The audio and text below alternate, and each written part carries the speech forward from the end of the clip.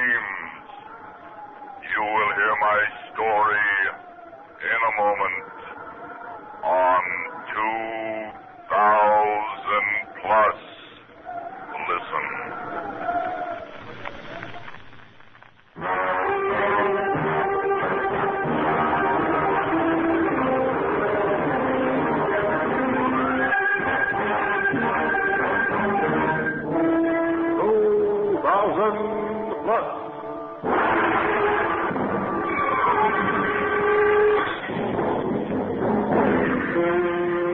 Adventures in the world of tomorrow. Dramatic stories of science fiction from the years beyond 2000 A.D.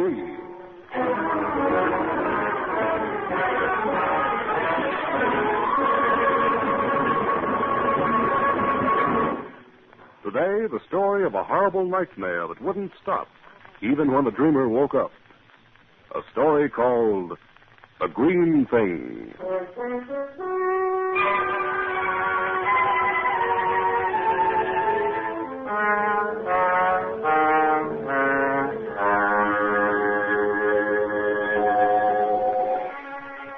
It is the year 2000 plus 175.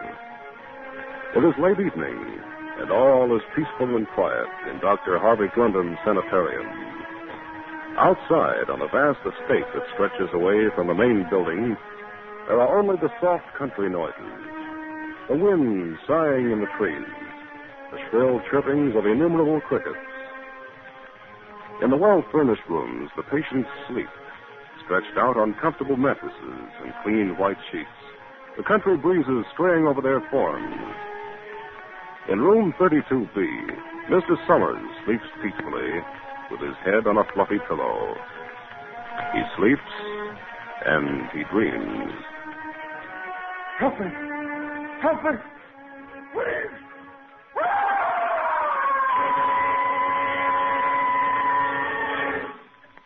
So, in the light of the growing psychological problems facing our nation, the government has sent me to you, Dr. Glendon, to enlist your aid, since you're the country's outstanding psychiatrist. Well, I'm honored indeed, Mr. Carley.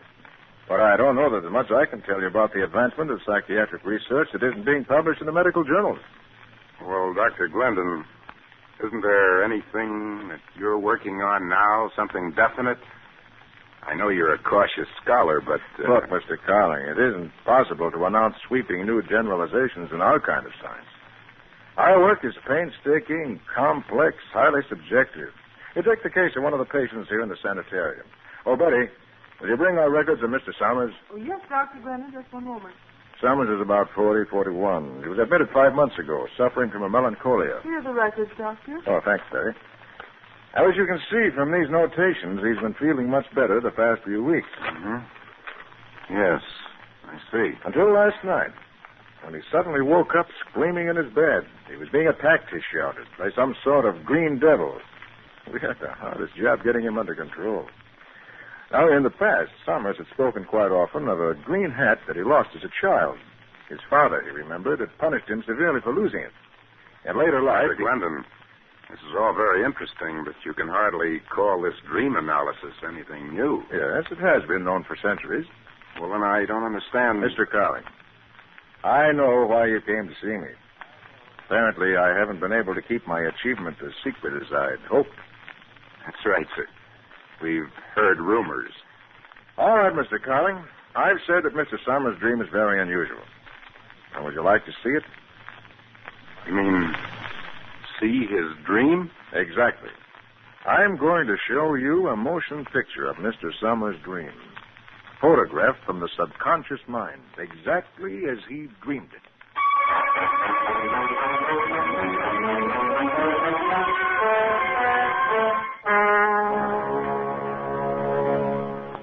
I attach special nerve electrodes, and these electrodes pick up the current impulses of the brain. Then these impulses are transmuted back into pictures on the film of the machine. Really very similar to the method of wireless photography. Here's Mr. Summers' dream reel, Doctor. Oh, fine. Thanks, Eddie. The projector tube is ready, so I'll just place the dream reel in it. And there. Hold on to your hat, Mr. Carling. You're going to see an actual dream. Yes, very well, Mr. Klauber. 3 slices of lemon drops will do. He thinks I don't see him putting the pennies in his pocket when he knows they belong to me. 3 slices of lemon drops it is, little boy. I'm not a little boy, Klauber, and you know it. I'm all grown up, and I don't come to your store anymore. I don't even live here anymore, and you steal pennies. All right. Get out now, little boy. Take your lemon drops and get out. Get out. Music. I didn't know Klauber had music in his store. I don't like his music. I'll slam his door. I'll go out in the street. Now there won't be any more penny-stealing music. Oh, what's that? It won't go away. It won't go away. Summers, I am calling you. What's that? Klauber? It's green. It's a monster with great pink eyes on long stalks. It's standing in front of me. It has claws. You're not the little boy anymore, Summers. Oh, no, don't touch me with your claws. Come with me now, Summers. You are mine. You belong to me. No. You're touching me. Don't. Help me. Help me, please. Betty got to him at that moment, and the dream machine shut off. Phew, some dream. What effect will the discovery of this dream machine have on psychiatric research, Dr. Glendon? Well, I've only just perfected it about 4 or 5 months ago. We've got perhaps 40 or 50 photographed dreams in our files. 40 or 50? Yeah. However, as far as developing new techniques and treatment, maybe years before I can get them analyzed and correlated so that overall theories can be drawn from them. As long as that? So now you understand, Mr. Cowling, why it's a little difficult for me to answer your questions. That dream was fascinating. I've never seen anything like it. Doctor, I know I'm presuming on your time, but I'd like to see just one more. I'll have to report on these at the government bureau. Well, only one more, though. I'm sorry, but I'm quite busy. What about this one here? The purple tag. What's that for? I haven't seen that one myself yet. Purple tag means it's in the violent ward. Mr. Rolfe. Sick man. Well, we'll try it. All set? Three white mice. How'd you do, Mrs. Kemp? For I'm climbing a wall, and there's only 2 of us. Now one. Me, I'm alone. Don't take that balloon. Much sense of that. Gibberish, I'm afraid. Rolfe's a difficult case. Homicidal tendencies. Comes from a good family. Was a very successful businessman. Name. Can you do anything for him? Oh, I think so. There are times when he can be reached, lucid moments. And some of his dreams provide clues. Here, see? To me now, 74. That'll show him. 74, 70. You're not frightening me. I don't believe you. You can't scare me. Oh, no. Don't touch me. Your claws. Your green claws. Oh, your green claws. Doctor, look. On the screen. Look, there it is again. That green thing. No. It can't be. It's impossible. 2 people can't possibly have the same dream.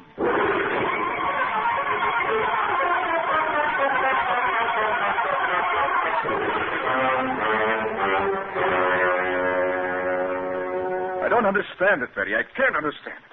I've been through all the records of both of them, Summers and Rolfe. There's nothing in their background that would cause them to have the same dream. Are you sure they haven't been together at some time? I'm positive, Doctor, they haven't even met. Mr. Rolfe came here only a month ago, and he was placed in the violent ward immediately. He's never been out of it. It's possible for people to have similar dreams, yes, but never to dream of the same unusual, horrible, specific subject as that green thing. Every detail was the same. The pink eyes, the claws. Makes me shudder myself. Betty, I want our dream reels. All those I haven't seen. Oh, now, you're not going to view them all. It would take you... I don't care how long it takes. I want to see them all. I've got a funny feeling inside. And I won't be at ease until I know, until I'm sure. Sure of what, Dr. Glendon? Sure that none of the other patients have had that dream. That same horrible dream of that green thing. Dream 9, Mrs. Jordan. Shall I put the sound on? Oh, no, not necessary. We can see it if it appears. No, nothing here. Dream 10, Miss Farnham. No, nothing. I don't think we'll find anything, Doctor. It must have been a freak, a coincidence. Keep going, keep going. Dream 11, Mr. Craig.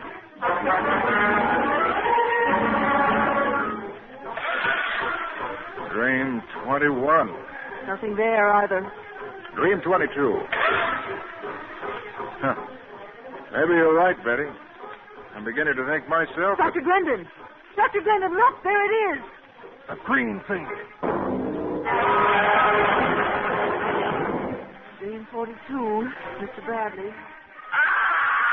Turn off the sound. Put it off. That's it again. A green thing.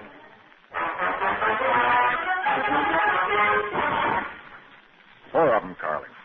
4 dreams of that monstrous green thing. Each one from a different patient? And each one during the past week. Carling, there's something there.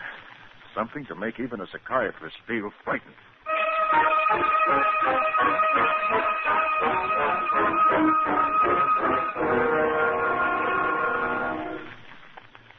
Carling, the patients weren't having a dream. They couldn't be. They had nothing in common but the fact that they're in this sanitarium. Why, even the nature of their illnesses are different. Doctor, aren't you getting a little mixed up yourself? Huh? You saw those dreams. I saw them. And Betty saw them. I know it's incredible. Listen, to have a dream means that you create that dream. You and nobody else. You mean you think the patients didn't create those dreams? They're not their dreams? There is such a thing as thought projection. Mental telepathy? Yeah. Why should anyone want Someone may have found out about the dream machine. Maybe jealousy or grudge or a hatred of psychiatry in general. There are many reasons. Well, what we've got to do is to find out where it's coming from. The patients must be protected. How? First, we've got to find out whether this telepathy is coming from inside or outside the sanitarium. Then we've got to track it down. I tell you, Carling, whoever's trying this terror by mental telepathy isn't going to get away with it. I'm not going to stand by while a lifetime's work is destroyed by a campaign of terror against my patients. I'm going to institute protective measures at once.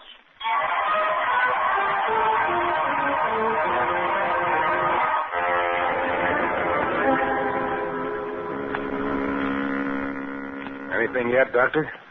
Oh, I still have the Garda screen beamed on the area directly around the main building. I don't expect to find anything so close, but I want to search every inch of the grounds. I still feel whoever it is on the grounds. Can't be sure of anything, except that I'm convinced that the staff is loyal, and I have a hunch that whoever is transmitting these thought waves will want to be close enough to judge the results. Shall I bring the patients down now, Dr. Glendon? Oh, yes, Betty. Go get them, will you, please? Just possible that they may be able to help us. They may have felt currents emanating from a certain direction. I think the Garda screen has reached its range limit, Doctor. It's repeating itself. All right, I'll give it wider focus. I'm going into the grounds now. Wait, there's something. A figure on the screen. Yeah, I see him. He's carrying a club, a stick or something. Who is it, Doctor? Can you tell? I don't want to alarm him. I'll signal the patrol corps. Let me. That red button on the wall, isn't it? Oh, no calling. Never mind. That is one of the patrol corps. I can see his armband. Too bad. Well, I'll switch the machine to the north fringe.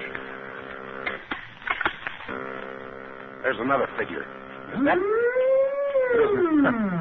We seem to be well guarded. Another member of the patrol corps. Well, let's hope the patients will be able to... Here's Betty. Doctor. Doctor. She's alone. Betty, where are the patients? They're gone, Doctor. What? They disappeared. And a fifth patient has just begun screaming in his room, "The green thing, the green thing."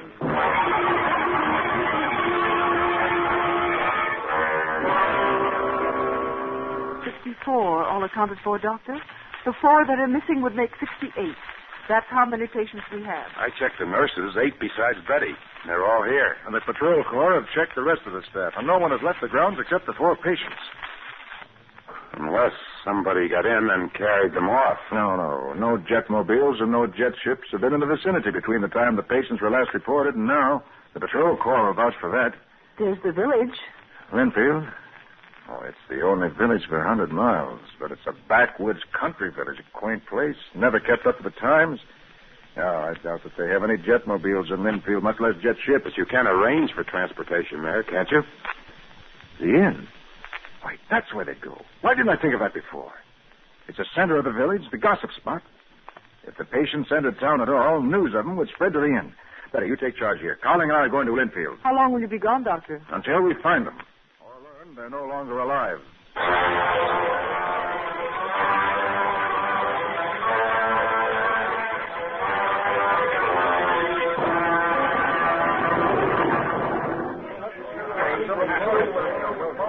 Sorry, I can't help you none, Doctor. I ain't seen no strangers, spoke to no strangers, or heard of no strangers. Well, how about transportation, jetmobiles, or jet ships?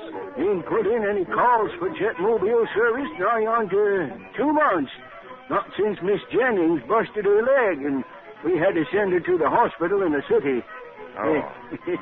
Jet ships? Why, last time one of them flaming monsters landed here, we nearly had a riot in Linfield.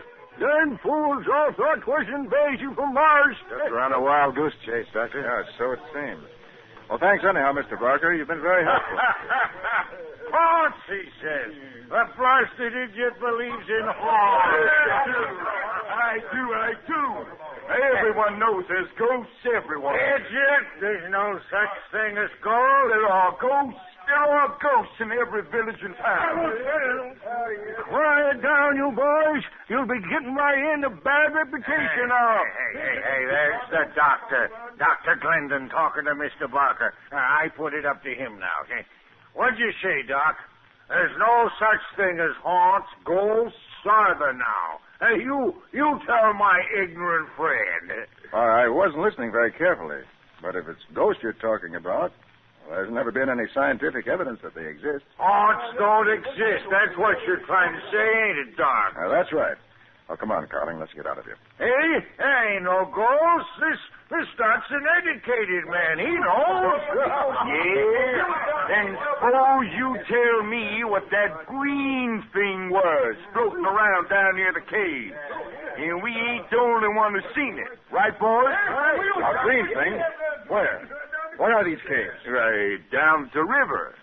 Why, Doc? You ain't going there. It's nighttime now. Carling, will you risk it? I've got my ray gun. Doc, you're crazy. I'm telling you, there's a haunt. Why, there ain't a man in this whole village go with you tonight. Well, if it's only a ghost, you needn't worry. But if we're not out of those caves by dawn, you better come for us. It won't be a ghost that's holding us.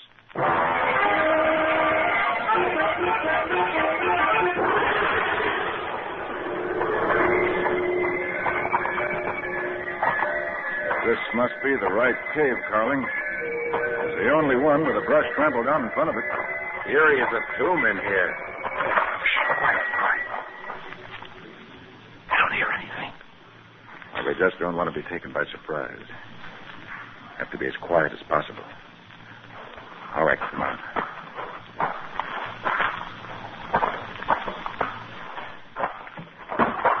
Hey, what's that? Carling, what are you? Carling, are you all right? Coming for me. The green thing. It's blood. It's terrible. No, there's nothing there. You're on the floor of the cave, but there's no one near you. Nothing. Oh, he's asleep. He's having the dream. That same dream. Come on, Carling. Come on, snap out of it, Carling. It's only a dream. Only a dream.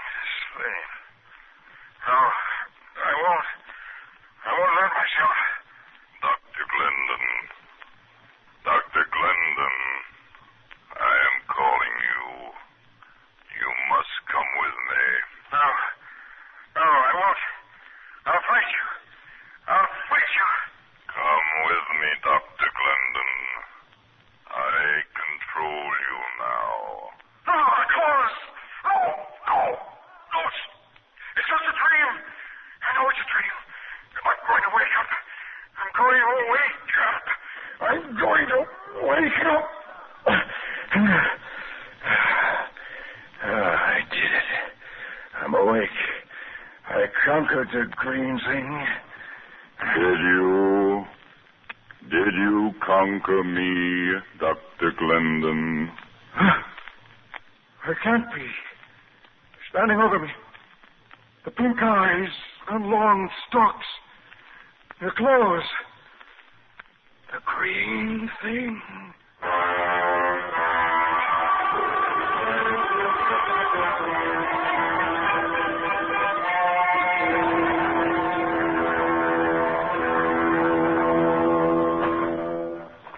Right in here, Dr. Glendon. Into this rough chamber. And you, Mr. Carling, don't worry. You won't fall. My will is controlling you. My patients.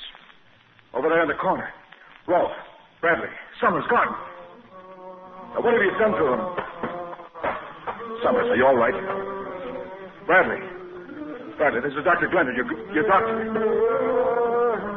What's the matter with him? Gardner, Bradley.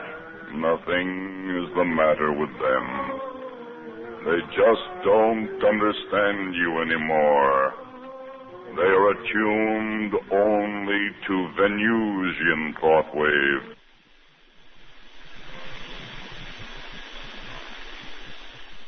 Venusians? You're from the planet Venus? That is right. For a long time, we have been observing your Earth, your resources, and your remarkable technology. But we did not know how to conquer you, for we of Venus have no strength or physical dexterity, only mental power. You shouldn't have told me that. I'm going to beat that horrible body of yours to a pulpy green mess. You hit only air, didn't you? I'm growing tired of this game.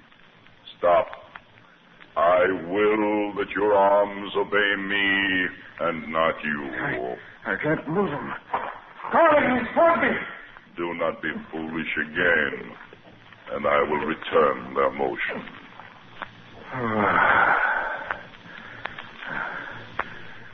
You hypnotized my patients the same way, didn't you?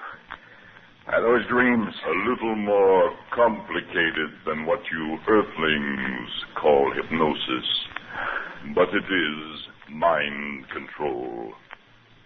I have come to Earth to prove to my planet that this is the way to conquer your Earth.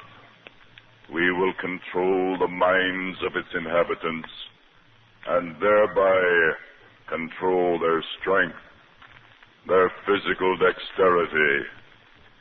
I began on your patients first because their minds are more easily controlled. What do you want of them? Their bodies. They can perform physical acts that I cannot. With their bodies, we Venusians can continue our investigation of your planet at close range. And we can also study the structure of the Earthling when I bring them back with me. Bring them back? To Venus? Do not worry, my dear doctor. I shall not separate them from you. I will also take you and your companion with me to Venus as rare prizes. Earthling, bind these two men. No, don't do it. I'm your friend, your doctor. No, let me go. Let me go. You shot the monster. Forgot about me. Maybe he didn't know the Earthlings had weapons, too, like ray guns. Well, why doesn't he fall? He's still standing. Did you really think you could hurt me with that? Your death rays have no effect on my body. Drop your weapon. Bind them, men. I'll shoot them. I'll kill you, slave. You cannot.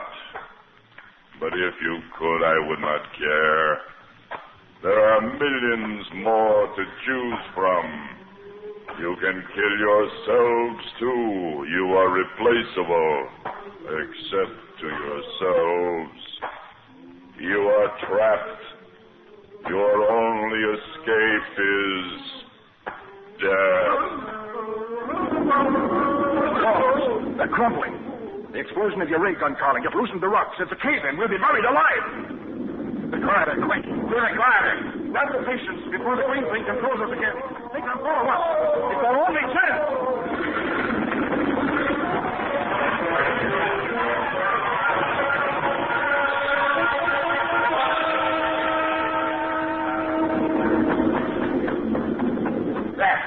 There's the mouth of the cave. Hurry, Doctor.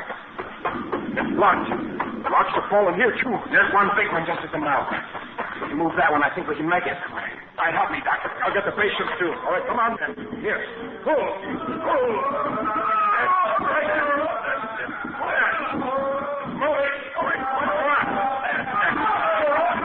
Now we can squeeze through now. You go first, Doctor. Pull the patients after you.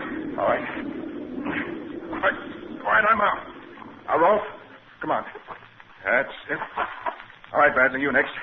Come on. That's the way. All right, you, Summers. Hurry, Doctor. Quick, now, come on. All right, Gardner, quick. You, all right. That's it's all right there. All right, now you, Carling. I can make it. Help. Good. Help me. Earthlings. I cannot escape. He can't squeeze through. He has no physical strength. Earthlings. Earthlings. Come to me. Patience. They're going to him. He still has power over him. Come on, Colin, quick. Before they release him, help me shove this rock over the opening. All right, come on, quick.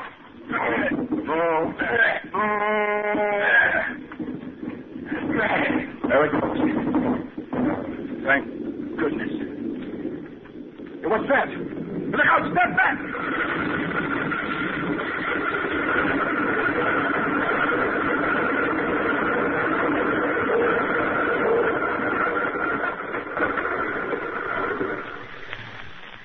It collapsed.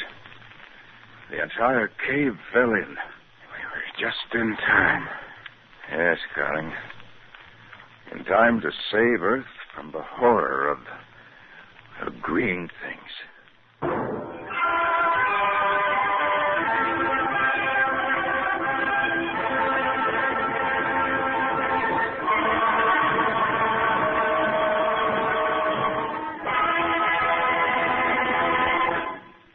Next week, an incredible story about a man of science who dared tamper with the secret of human life. Be sure to listen to That Which Lived in a Head of Steel.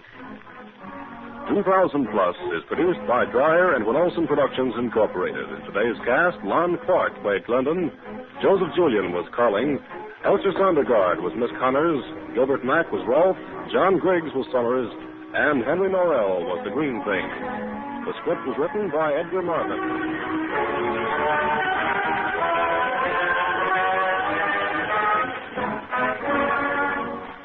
The music was composed by Elliot Jacoby. The orchestra conducted by Emerson Buckley. Sound, Walt Shaver and Adrian Penner. Engineer, Bob Albrecht. This is Ken Martin.